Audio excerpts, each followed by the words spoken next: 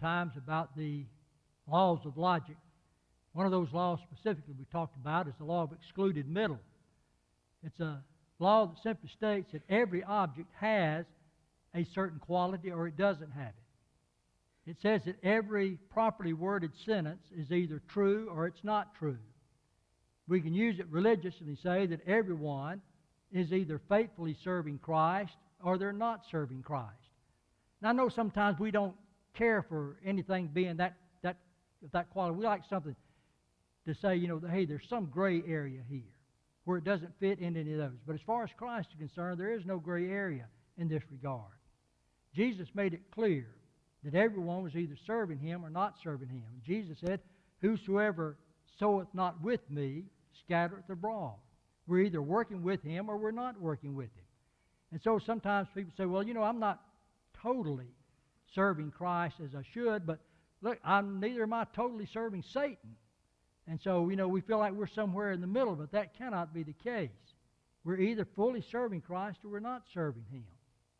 I remember reading some time ago of when Theodore Roosevelt, during World War I, complained openly and many times about what he called hyphenated Americans. Especially, he was upset with those who claimed to be German Americans at a time when America was at war with Germany. And he said there's no such thing as an individual who's to be torn between the land of his birth and the land of his adoption. You're either serving here faithfully our country or you're not.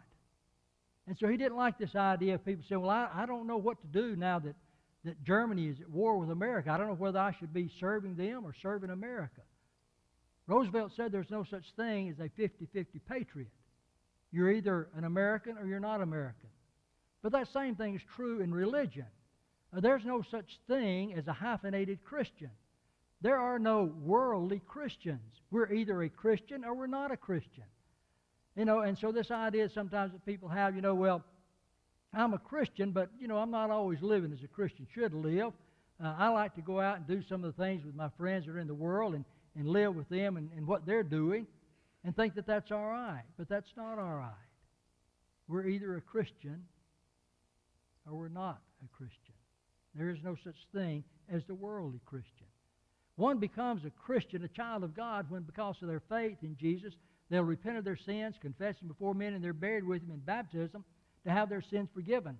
Jesus then adds them to His church. They're a part of His family. They are children of God then. They're Christians. And as such, God expects us to live faithfully to Him. He doesn't expect us to say, well, I'll be a Christian. I'll be a good Christian on Sunday and Monday and Tuesday maybe, but Wednesday, Thursday, Friday, and Saturday, I think I'll go out and live with my friends out in the world and do the things they like to do. That's not the case. And so tonight, if you're not a Christian, as the Bible describes it, the invitation of Christ is extended to you. You might come His child. And for those of us who are Christians, the invitation of Christ is to those who maybe have not been living for God the way they should. Maybe you've tried to divide your loyalty between Christ and this world, and that'll never work. And so the invitation of Christ for you is that you would repent of such sins as that and turn back to God to do His will and live faithfully to Him. And God has promised that He is willing to receive back and to forgive those who've involved themselves in sin. So tonight, if you're subject in any way to the invitation of Jesus, we encourage you to respond in obedience to His will now while we stand and sing.